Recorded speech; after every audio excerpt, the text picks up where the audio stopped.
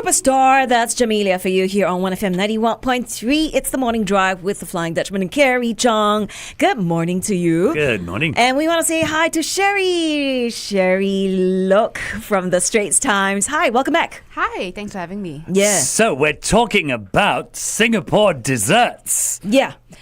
Specifically desserts you get at restaurants here. You know, we love to order out cheesecake, brownie, lava cake, but a lot of them are not made at the restaurant itself, right? Because you wouldn't know.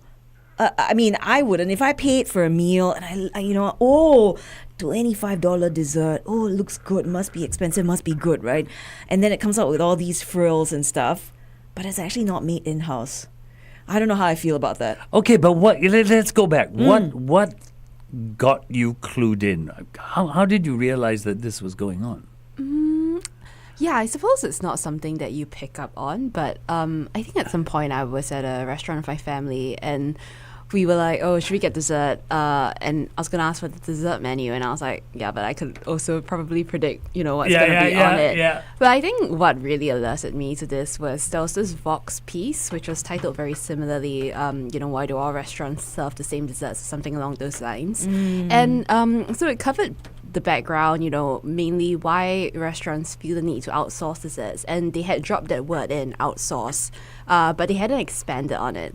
So it got me wondering, if they're not making these desserts, then who is, who are the suppliers who are really running the show, so to speak. Which is where, that idea to explore this topic in greater depth came from. Yeah, and I'm surprised that the suppliers actually opened up to you.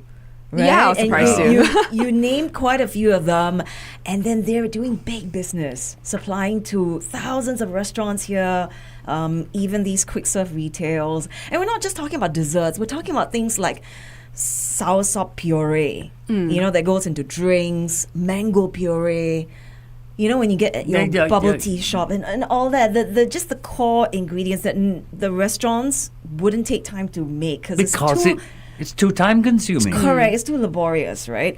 Okay, so let's say you got 3 cafes, one budget, one mid-range, one fancy, and they're all using the same brownie from a supplier. How do they dress it up to make it feel different for diners? So this is actually something that happened to one of the suppliers called Food Edge Gourmet. And basically the advice that they gave the restaurant was they told one to just sell it plain. So this is probably, the cheapest brownie on the market that they were supplying. They told the second one to put it on a hot plate and serve it with a scoop of ice cream. And the third one they told to dress it up with chocolate sauce, a bit of caramel, some strawberries on the side. So you put them side by side. Would you be able to tell they're from the same place? They're not only selling you the dessert, they're telling you how to present it. Yeah, it's part of the job, I guess. You need to reassure your clients that your customers aren't going to walk in and be like, hey, I had that brownie last week. Why is it here again? Yeah. That's so interesting. I tell you what, we're going to go on to Facebook Live. Yeah. And we're going to find out why restaurants do it. Is it just a cost thing?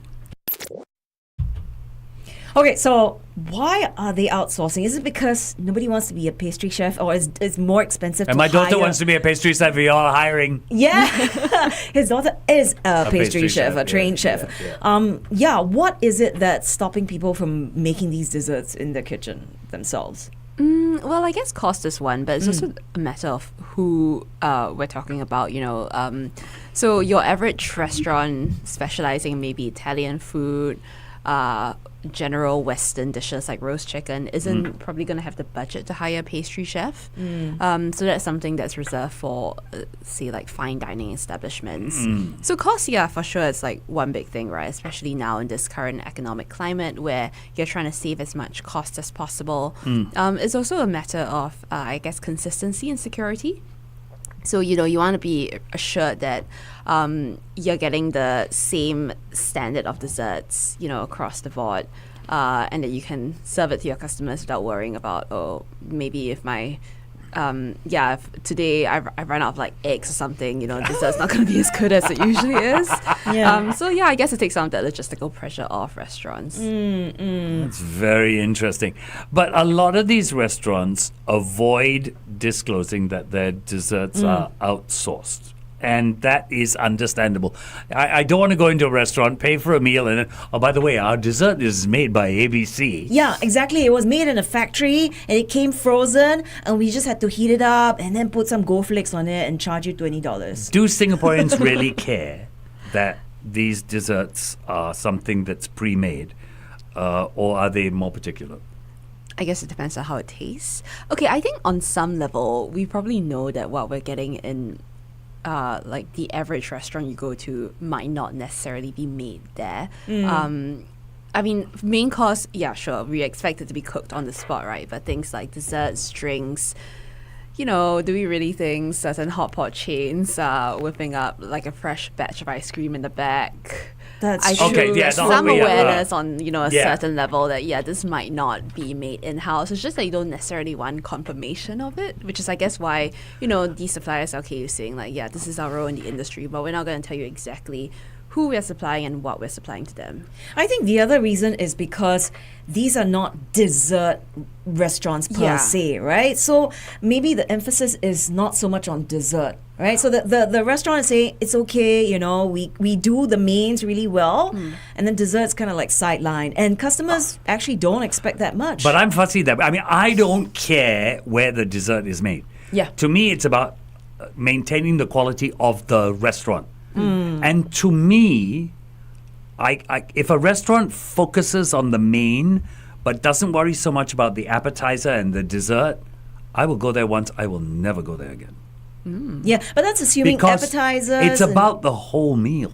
It's not about one dish. Yeah, but also you don't mind that it was made in a factory. As long as it maintains the quality of the Okay. restaurant. Right. Okay. Am I weird? No, I think that's fair. Yeah. Yeah. And then I think you also touched on how Singaporeans are. They all have quite standard tastes. Like they like the usual stuff. So it's easy to replicate the lava cake, the brownie, the cheesecake, right? So might as well just get it from a factory or the main supplier. Right? Yeah. We don't veer too much away from the usual. So I guess that's why it's easy for these restaurants to just order wholesale from the same supplier. Yeah, it also depends on what they're telling you. Like if they are marketing themselves as, this is my artisanal bread, my handcrafted pie, that kind of thing, and then they serve you something that they've just like chucked in the microwave, you would feel a bit cheated. But that's not what I think a lot of these restaurants are doing. So They're not- messaging is very important, right? Okay, you also spoke to award-winning pastry chef Cheryl Ko and Julien Royer of Odette, 3 Michelin-starred restaurant. Do you think Singapore's dessert scene is at risk of becoming too same old? Or do you think there's still room for these small artisanal dessert makers to succeed? Oh, no, definitely. I think, we periodically do these stories on, 5 new dessert chefs to check out, new bakeries to, queue at, stuff like that. And I think if you see on social media, recently there's been the rise of the Gelato Messina, which is attracting hour-long queues in Tanjong Pagar, even on the weekdays. So people will still pay for ice cream that, is hand churned in front of them, that they feel there's some sort of artisanal value to it, I guess. And there are these like viral bakeries that are popping up all the time. So I think that demand is still there for desserts that are unique, are special, that offer something that the market doesn't already provide. It's just a matter of, knowing where to find it, I guess. Yeah, but the price point actually goes up as well. Of course right? it does. Yeah. But a good dessert completes a meal. So I don't, if you're going to go for a good meal, then for goodness sakes, pay for a good dessert. Yeah, but we're not just talking about like cakes and desserts. There's a whole bunch of R&D that goes on behind the scenes when you talk to these suppliers, right? Tell us about that. Yeah, so I think like you mentioned just now, a lot of the desserts that they go back to at the end of the day, they're the pretty standard fare that we're used to. So things like lava cakes, brownies, the typical ice cream flavors. So these suppliers are not going to be the ones churning out wacky ideas, Right. Like cheese ice cream or what have you. Yeah. Because their business is based on the ability to scale up, so they need to ensure as much mass appeal as possible. So a lot of the R&D comes in the form of small tweaks. So maybe a pistachio lava cake or chocolate ice cream with something special sprinkled in.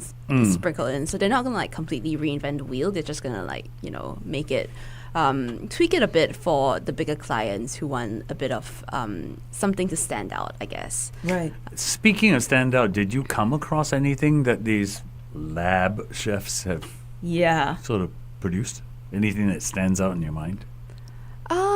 Let me think. Well, they let me try they let me look at some of the cakes. And yeah, things that stand out. Or ingredients that they used that were interesting enough to stand out.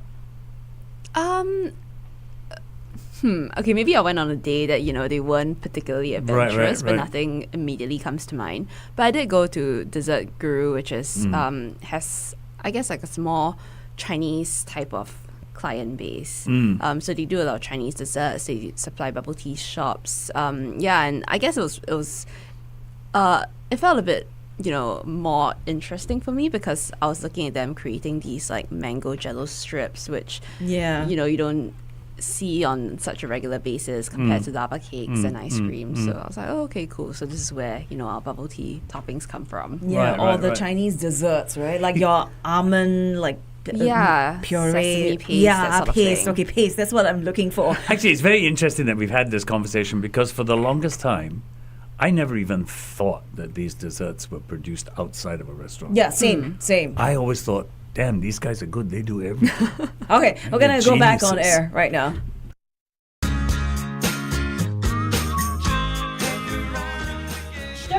Sugar Ray here on 1FM 91.3 with every morning at 9:27. We got Cherie with us here in the studio. Cherie is from the Straits Times, and an interesting article that is out. Okay, it says, well, the question, why do desserts all taste the same? Why do restaurants serve the same few desserts? And let's recap a little bit. There's a reason behind this because a lot of them don't make the desserts in-house, right? So there are suppliers working with a lot of restaurants to supply your brownie, your cheesecake, or even your gelato. So having an interesting conversation about how that changes the mindset of a consumer, whether or not you feel cheated. If, let's say, you knew it wasn't made in-house. But I don't understand the feeling cheated because if it maintains, as I said, the quality of the restaurant, then no problem.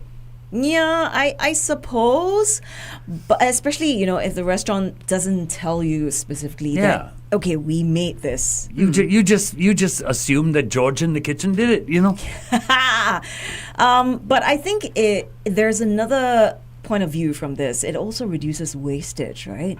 With using these centralized kitchens or production. Wastage, I don't have the stats for that. It reduces cost for sure because it saves you from, having to hire a pastry chef to make everything from scratch. Potentially it could. I mean, on the side of the restaurant, it definitely reduces preparation waste, but whether that's waste that is still generated by the factories themselves, I'm not entirely sure. It may have been just pushed further down the food chain, but and I guess by sticking to a set menu that customers are familiar with, it also reduces the potential for waste that's generated by customers. So if they're ordering something that they know is going to be something they like, they are more likely to finish it. Okay, so you spoke to quite a number of suppliers, right? Did they tell you which restaurants they supply to? Hold that thought. We go back on there. I want that one answer. No, we're here. We're already back on it. Sorry, Yes. I'm confused. Did they tell you, or was it like a hush-hush thing? No, they didn't. Okay, so it was... They didn't want to say it, but on their website, they did list some names. So they didn't go into specifics by saying, Right. who is getting what exactly from them. But listing the names gives them credit anyway. Yeah, It does. It's a bit of a delicate situation because I think to attract more clients, they need to show who they're already supplying. Yeah. True. But I guess your average diner isn't going to be checking the websites of these There you won't. companies. Okay. To find Question. If you knew, well, now that you know, it's not made in the kitchen, do you feel cheated when you go in to a restaurant? Well, it depends on how much I'm paying for the dessert. So if they're charging me like $20 for a cake that's not, baked in the 30 minutes before I have it, then Yeah, it's a bit I might feel a it might be bit cheated. cheated. But Okay. otherwise, if it's like a $10 lava cake, brownie, Yeah. ice cream situation, then yeah, fine, Yeah, Sometimes it's also about the convenience. If you go to like a Coffee Bean, right? You just want a cheesecake there and then you pay, but knowing very well that they didn't bake it in-house. Yeah, but that's a coffee bean. But if Yeah. you're going to a restaurant, Hey, come on, Coffee Bean cheesecake can cost a lot these days, okay? Yeah. Obviously I don't haven't go been, Coffee Bean, yeah. sorry. Okay, but if you are keen to check out, the article, it's very interesting. It is out on the Straits Times. Why do restaurants serve the same few desserts? Thank you very much, Cherie Lok from the Straits Times for joining us here today. Thank you. The Morning Drive on 1FM 91.3.